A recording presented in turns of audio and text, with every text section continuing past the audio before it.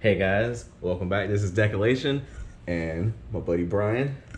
Today we're gonna work on finishing up what we did from last video.